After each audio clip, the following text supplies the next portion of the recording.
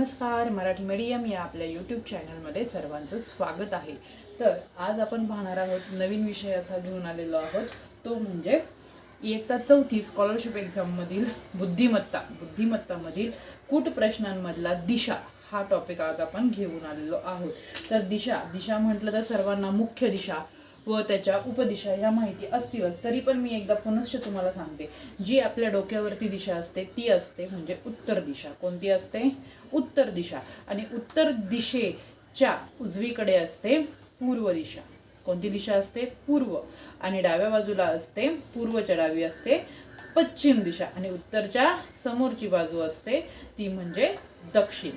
तर ह्या आहेत मुख्य दिशानंतर उपदिशा कोणत्या आहेत त्या माहिती। आदनपवा, उ ई पू, आदनपवा। उ हा ई म्हणजे ईशान्य, पू आ म्हणजे आग्नेय, आदन न म्हणजे नैऋत्य, पवा वा म्हणजे वायव्य। अशा पद्धतीने ईशान्य, आग्नेय, नैऋत्य आणि वायव्य ह्या काय आहेत? आपल्या उपदिशा आहेत। तर आपल्याला ज्यावेळेस दिशांवरचा प्रश्न विचारला जातो त्यावेळी ही डायग्राम तुम्हाला खूप मदत करते प्रत्येक गोष्ट सॉल्व्ह करण्यासाठी। त्यामुळे ही डायग्राम तुम्ही डोक्यामध्ये फिट करून घ्या। उ ई पू, आ द न प वा। तर हा त्याचा शॉर्टकट मी तुम्हाला सांगितलेला आहे। अशा पद्धतीने ही डायग्राम तुम्ही लक्षात ठेवायची आहे। आणि याच्या रिलेटेड आपण काय करणार आहोत? प्रश्न आणि त्याचे उत्तर पाहणार आहोत। मग त्याच्यामध्ये कोणते कोणते टॉपिक येत आहेत तर ते आता सपोज आपण इथं उभे आहोत, बरोबर? आपलं तोंड कुठे आहे? उत्तरेकडे आहे। आपण ज्यावेळी आपल्या उजव्या बाजूला वळतो म्हणजेच घड्याळाच्या काय करतो? क्लॉकवाईज आणि अँटी क्लॉकवाईज ही जी कन्सेप्ट आहे, आपण ज्यावेळेस उजव्या बाजूला वळतो त्यावेळेस त्याला घटिवत असे म्हणतात। काय म्हणतात?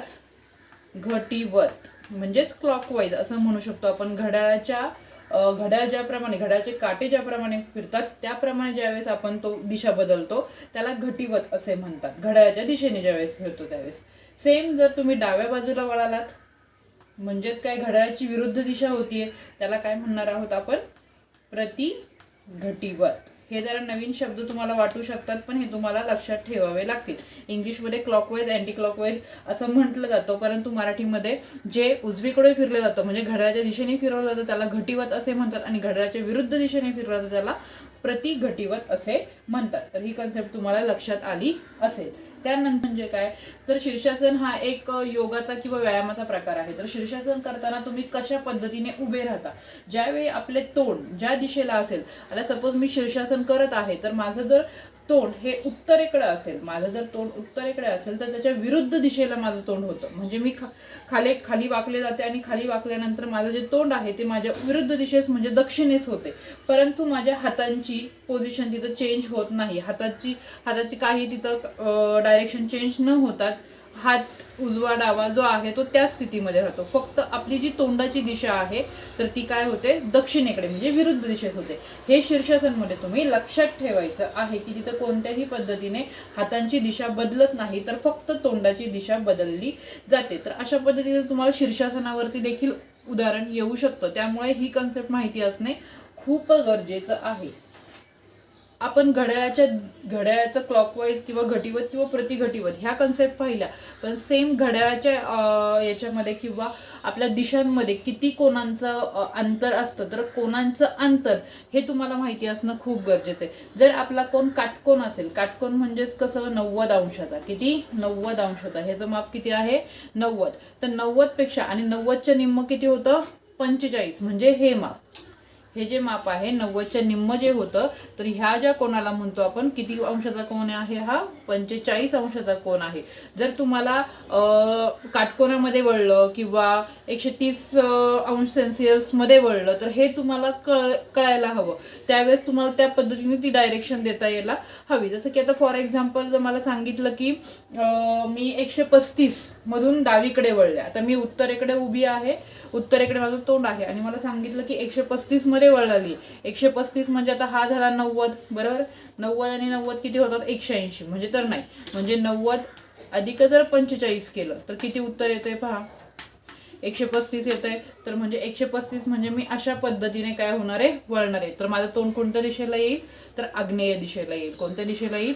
आग्नेय दिशेला येईल। अशा पद्धतीने तुम्हाला कोण अंश किती अंशाचं आहे, त्याच्यामध्ये किती वेळा वळलेत, डावीकडे वळलेत, उजवीकडे वळलेत, ह्या बेसिक गोष्टी माहिती असणं गरजेचं आहे. जर या बेसिक गोष्टी तुम्हाला कळाल्या तर तुम्हाला दिशांवरचे कोणताही प्रश्न सोडवायला अवघड जाणार नाहीये. तर पहा, अशा पद्धतीचा प्रश्न तुम्हाला स्कॉलरशिपमध्ये विचारला जाऊ शकतो. प्रश्न वाचायचा आहे, राज शीर्षासन केल्यानंतर त्याचे तोंड पूर्व दिशेकडे झाले तर त्याच्या डाव्या हाताची दिशा कोणती? मी आत्ताच सांगितलं की शीर्षासन म्हणजे कशा पद्धतीने केले जाते. शीर्षासन मध्ये फक्त जर तोंड विरुद्ध दिशेत असेल तर तो उभा राहिलेला असतो विरुद्ध दिशेस, बरोबर.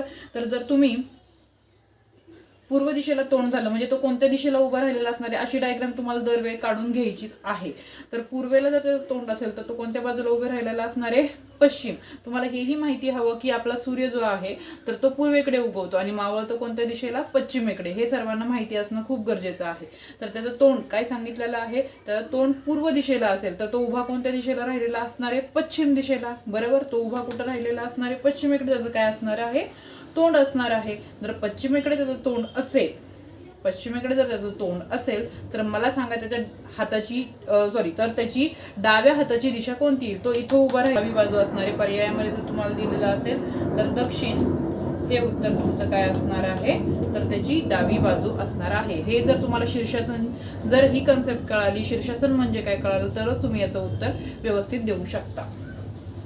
थोडासा अवघड वाटू शकतो परंतु जर तो समजून घेतला तर एकदम सोपा आहे. उत्तरेकडे तोंड करून उभा असलेला बाबू 42 वेळा, किती वेळा? 42 वेळा डावीकडे काटकोनात वळाला तेव्हा त्याच्या पाठीमागची दिशा कोणती असेल? प्रश्न व्यवस्थित वाचायचा आहे. उत्तरेकडे तोंड करून उभा असलेला बाबू हा काय आहे? उत्तरेकडे तोंड करून उभा आहे तर तो 42 वेळा, तुम्ही काउंट करत बसणार का? काटकोनात म्हणजे काय? 90 अंशामध्ये तो किती वेळा डावीकडे वळालेला आहे? तर 42 वेळा. तर आता मला बघा, एकदा वळाला, दोनदा वळाला, इथे तो तीनदा वळाला, पूर्वेकडे तोंड झालं, आणि परत तो चौथ्यांदा वळाला. म्हणजे ज्यावेळेस तो 4 वेळा वळतोय तो परत तिथंच येतोय, म्हणजे त्याचं तोंड कुठे येतोय? उत्तरेकडे येतोय. मग आता आपण एवढं 42 वेळा काउंट करत बसायला आपल्याला एवढा वेळ नाही, तर आपण काय करणार आहोत? आता चौथ्यांदा तो काय करतोय? त्याच पोझिशनला येतोय. आपल्याला 42 वेळा सांगितलंय म्हणून मी एक 10 नी काय केलं? त्याला मल्टिप्लाय केलं. उत्तर किती आलं? 40. म्हणजे ज्यावेळेस तो 40 वेळा डावीकडे फिरेल त्यावेळेस तो पुन्हा कुठे येणार आहे? उत्तरेकडे येणार आहे. आता 40 वेळा तर झालं, 2 वेळा तो डावीकडे आता कसा वळणार आहे? बघा, डावीकडे वळाला, डावी बाजू त्याची ही येणार आहे, म्हणजे डाव्या बाजूला एकदा वळाला, दोनदा वळाला, झाले 42 टाइम. 42 टाइम झाल्यानंतर त्याचं तोंड कुठं आलेलं आहे? दक्षिणेकडे. तोंड जर दक्षिणेकडे असेल तर प्रश्न काय विचारलाय? तेव्हा त्याच्या पाठीमागची दिशा कोणती? जर त्याचं तोंड दक्षिणेकडे असेल तर त्याची पाठीमागची दिशा कोणती येणार आहे तुमची? तर उत्तर. काय येणार आहे? उत्तर. म्हणजेच तुमचं उत्तर काय आलेलं आहे? तर उत्तर दिशा. काय आलेलं आहे? उत्तर दिशा. अशा पद्धतीने तुम्हाला कितीही वेळा काटकोनात वळायला सांगितले तर तुम्ही अशा पद्धतीने 4 त्याला काय करणार आहे? मल्टिप्लाय करणार आहे, म्हणजे तीच पोझिशन त्याची येणार आहे. आणि त्यानंतर तुम्हाला 1-2 सांगितलं असतं, तेच जर तुम्हाला 50 सांगितलं असतं तर तुम्ही अजून काउंट इथं वाढवला असता, बरोबर. म्हणजे थोडंसं अजून 11-12 तुम्ही मल्टिप्लाय त्याला केलं असतं तर तुम्हाला तिथं उत्तर येऊन गेलं असतं. घरातून सरळ निघाला व त्याच्या, आता ज्यावेळेस असा प्रश्न असेल त्यावेळेस ही डायग्राम तुमच्या सोबत तुम्हाला फक्त माहितीच असली पाहिजे, परंतु याच्या रिलेटेड आपण दुसरी डायग्राम आपल्याला काढावी लागून निघालेला आहे. त्यानंतर तो उजवीकडे 2 वेळा काटकोनात वळाला. पहिल्यांदा काटकोनात वळाला, हा एकदा काटकोनात वळालेला आहे. त्यानंतर परत त्याचं तोंड कोणत्या दिशेला झालेलं आहे? दक्षिणेकडे. परत तो काय झालेला आहे? काटकोनात वळालेला आहे उजव्या बाजूला. ही दुसऱ्यांदा काटकोनात वळालेला आहे. तेव्हा त्याच्या समोर कोणती दिशा आहे? पूर्व दिशा. त्याच्या समोर ही जी दिशा आहे ती कोणती आहे? पूर्व. अशी आपण कन्सिडर करायची. पूर्व दिशा होती. तर त्याच्या घराचे तोंड कोणत्या दिशेला असेल? तर त्याच्या घराचे तोंड म्हणजे हे त्याचं घर आहे, बरोबर आहे. तर त्याच्या घराचं जे तोंड आहे तर ते कोणत्या दिशेला असेल? तर ही इकडे त्यांनी तोंड केलेलं आहे, ही पूर्व दिशा आहे. तर त्याची जी दिशा असणार आहे ती कोणती असणार आहे? तर त्याचा विचार केला तर तुम्हाला उत्तर मिळून जाईल. तर घराची दिशा कोणती येईल? घराची दिशा कोणती येईल? जर तो इथे आहे तर त्याची तो इथं उभा आहे तर त्याच्या समोरची दिशा जर पूर्व येते तर त्याचं घर इथं आहे, तो इथून निघाला होता, बरोबर आहे. असा म्हणजे पूर्वच्या अपोजिट दिशा कोणती येणार आहे इथं? तुमची पश्चिम. अशा पद्धतीने विचार करून तुम्ही उत्तर लिहायचं आहे. आता तुम्ही म्हणाल ह्या डायग्राममध्ये तर इकडं पूर्व आहे, मग इथं पूर्व कशी काय आली? तर इथं तुम्हाला जशी सिच्युएशन दिलेली आहे त्यानुसार विचार करून तुम्हाला या डायग्राममधून ते उत्तर फाइंड आउट करायचे. तर आता इथं सांगितले तर हा इथं आहे, तर याची पुढची दिशा पूर्व आहे, तर त्यांना घराची दिशा विचारलेली आहे, म्हणजे याच्याच अपोजिट घराचं तोंड आहे, म्हणजेच पूर्वच्या अपोजिट दिशा कोणती येते? पश्चिम, म्हणजेच तुमचं उत्तर काय येणार आहे इथे? पश्चिम दिशा.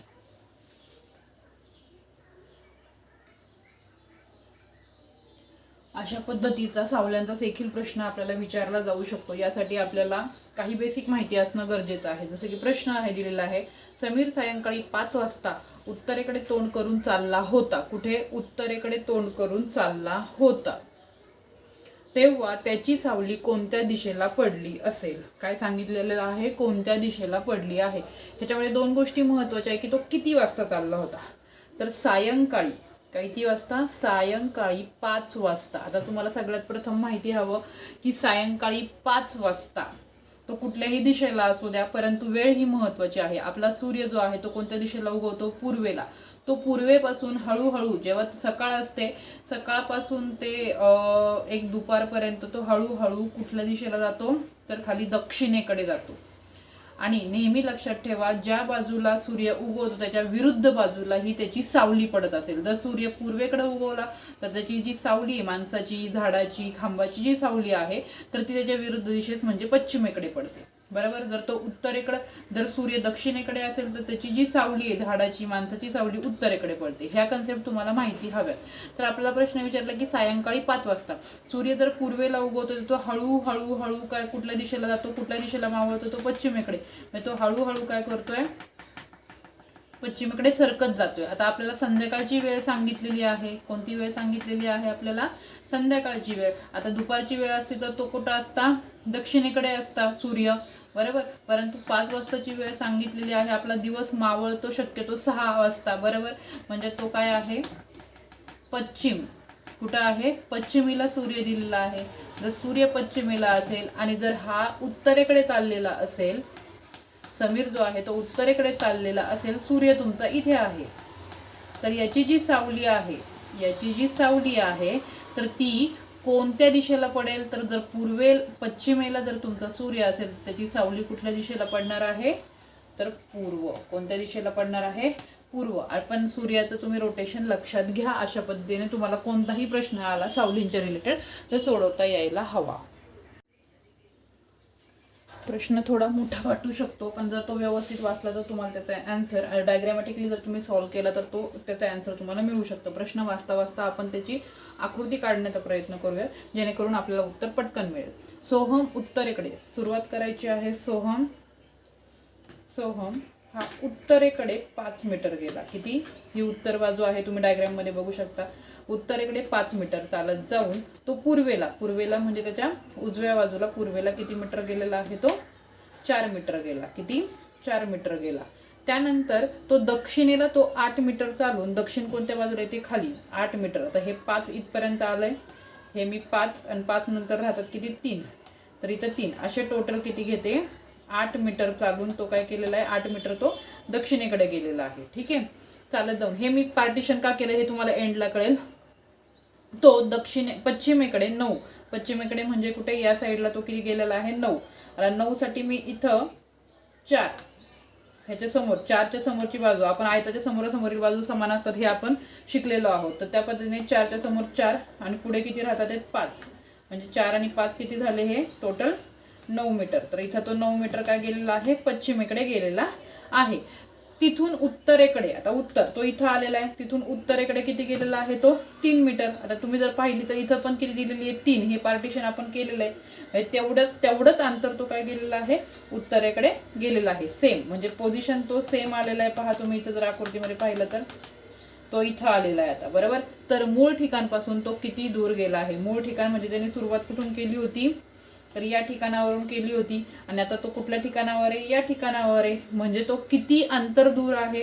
तर तुम्हाला इथं डायग्रामॅटिकली लगेच कळेल. हा जो पार्टिशन आहे तर 5 समोरासमोरील बाजू सेम असतात म्हणजे तो 5 मीटर अंतरावर काय आहे, दूर आहे. हे आन्सर जर तुम्हाला डायग्रामॅटिकली तुम्ही स्प्लिट करून बरोबर जेवढं मीटर दिलेलं आहे त्याच्या समोरासमोर लिहिलं तर तुम्हाला याचा आन्सर मिळू शकते. अशा पद्धतीचे प्रश्न तुम्हाला विचारले जाऊ शकतात.